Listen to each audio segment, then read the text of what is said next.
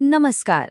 आज हम बात करने वाले हैं सत्ता, कानून और अंतर्राष्ट्रीय व्यापार की एक ऐसी कहानी की जिसमें दांव पर बहुत कुछ लगा है। देखिए, एक तरफ है दुनिया के सबसे शक्तिशाली लोगों में से एक और दूसरी तरफ है उनके ही देश का सुप्रीम कोर्ट। जी हाँ, एक बहुत ही ऐतिहासिक फैसले ने न सिर्फ ग्लोबल ट्रेड की पूरी तस्वीर बदल दी, बल्कि राष्ट्रपति की ताकत पर भी एक जबरदस्त लगाम लगा दी है। ये कोई छोटी मोटी घटना नहीं है, इसने सच में पूरी दुनिया में हलचल मचा दी है। तो सवाल ये है कि ये सब हुआ कैसे। चलिए, कहानी की शुरुआत करते हैं उस धमाकेदार सुप्रीम कोर्ट के फैसले से जिसने राष्ट्रपति की शक्तियों पर एक तरह से ब्रेक लगा दिया और सब कुछ बदल कर रख दिया। हुआ ये कि 20 फरवरी 2026 को अमेरिकी सुप्रीम कोर्ट ने 6-3 के बहुमत से राष्ट्रपति ट्रंप के रेसिप्रोकल टैरिफ को असंवैधानिक घोषित कर दिया। अब ये जो रेसिप्रोकल टैरिफ है, इसका मतलब है जैसे को तैसा वाली टैक्स पॉलिसी। और ये फैसला ट्रंप के लिए एक बहुत बड़ा राजनीतिक झटका था। इस फैसले का जो आधार था वो संविधान का एक बहुत ही जरूरी सिद्धांत है, चेक्स एंड बैलेंसेस, मतलब सत्ता का संतुलन। लेकिन सबसे चौंकाने वाली बात जानते हैं क्या थी? कि ट्रंप के खुद नियुक्त किए हुए 2 जजों ने भी उनके खिलाफ वोट दिया। इससे पता चलता है कि ये सिद्धांत कितना मजबूत है। और ये शब्द देखिए, ये ट्रंप के ही नियुक्त किए गए एक जज के हैं। इससे साफ हो जाता है कि ये फैसला किसी एक व्यक्ति के बारे में नहीं था, बल्कि ये लोकतंत्र के बुनियादी ढांचे को बचाने के बारे में था। तो अब सवाल ये उठता है कि ये टैरिफ हथियार आखिर था क्या? राष्ट्रपति को इतनी शक्ति मिली कहाँ से? इसका जवाब ना एक पुराने कानून में छिपा हुआ है। हुआ यूं कि ट्रंप ने 1977 के एक कानून का इस्तेमाल किया, जिसे कहते हैं international emergency economic powers act या IEMPA। अब ये कानून तो असल में किसी वास्तविक राष्ट्रीय आपातकाल के लिए बनाया गया था, लेकिन ट्रंप ने अमेरिका के व्यापार घाटे को ही एक राष्ट्रीय आपातकाल बताकर इन शक्तियों का इस्तेमाल कर लिया और दुनिया भर के देशों पर टैरिफ लगा दिए। और राष्ट्रपति के इस टैरिफ हथियार का असर जबरदस्त था। सोचिए, वियतनाम पर 46%, चीन पर 34% और भारत पर 26% जैसे भारी भरकम टैरिफ लगा दिए गए। इससे कई देशों की अर्थव्यवस्था पर बहुत ज्यादा दबाव बन गया था।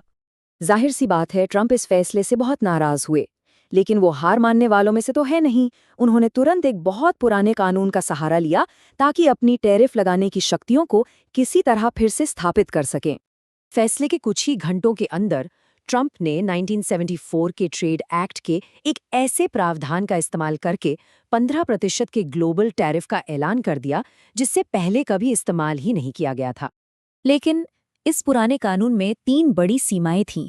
पहली, अब टैरिफ 15% से ज्यादा नहीं हो सकता था। दूसरी, ये सिर्फ 150 दिनों के लिए ही लग सकता था। और तीसरी, इसे लगाने के लिए देश में एक वास्तविक पेमेंट क्राइसिस यानी विदेशी मुद्रा का गंभीर संकट दिखाना जरूरी था। इन वजहों से राष्ट्रपति की ताकत अब पहले के मुकाबले बहुत कम हो गई थी। चलिए, अब आते हैं इस कहानी के उस हिस्से पर कि इस पूरी कानूनी लड़ाई का असल दुनिया पर क्या असर हुआ, खासकर भारत पर, क्योंकि राष्ट्रपति की शक्तियां कम होने से ठीक पहले भारत ने एक बहुत बड़ी ट्रेड डील साइन की थी। और इस कहानी में एक और बहुत दिलचस्प किरदार हैं, नील का त्याल, भारतीय प्रवासियों के बेटे, जिन्होंने राष्ट्रपति के खिलाफ इस केस में सफलतापूर्वक बहस की। ये इस पूरी कानूनी लड़ाई को एक मानवीय पहलू भी देता है। अब जरा इस टाइमलाइन पर गौर कीजिए। 2 फरवरी को भारत ने अमेरिका के साथ एक ट्रेड डील पर सहमति जताई और ठीक 18 दिन बाद 20 फरवरी को अमेरिकी सुप्रीम कोर्ट ने ट्रंप की टैरिफ शक्तियों को ही रद्द कर दिया। तो यहाँ सवाल ये उठता है कि क्या भारत ने ये डील करने में बस 18 दिन की जल्दबाजी कर दी? भारत ने इस डील में कई बड़ी रियायतें दी थीं, इतनी कि आलोचक इसे सरेंडर डील तक कह रहे हैं। 18% का टैरिफ मानना, रूस से तेल न खरीदना और अपने कृषि बाजार को अमेरिकी उत्पादों के लिए खोल देना, ये सब बहुत बड़े कदम थे। यहाँ भारत की रणनीति की तुलना ब्राजील से करना काफी दिलचस्प है। भारत ने दबाव में आकर जल्दी डील कर ली, वहीं ब्राजील, जिस पर बिल्कुल वैसा ही खतरा था, उसने इंतजार करने का फैसला किया और नतीजा, ब्राजील को बिना कोई रियायत दिए बेहतर शर्तें मिल गईं। तो अब आगे क्या होगा? ये फैसला अपने पीछे कुछ बहुत बड़े और अनसुलझे सवाल छोड़ गया है जो अंतर्राष्ट्रीय व्यापार के भविष्य को तय करेंगे। ये एक बहुत ही गंभीर सवाल है। देखिए, इस मामले में बहस महीनों पहले खत्म हो चुकी थी और सबको पता था कि फैसला जल्द ही आने वाला है। तो फिर ऐसी क्या जल्दी थी कि एक ऐसी डील साइन कर ली गई? और अब भविष्य के लिए ये सवाल भी बहुत अहम है। अब जब हालात पूरी तरह बदल चुके हैं, तो क्या भारत इस नई हकीकत का फायदा उठाकर पुराने समझौते को रद्द कर सकता है? क्या वो अपने लिए एक बेहतर डील हासिल कर सकता है?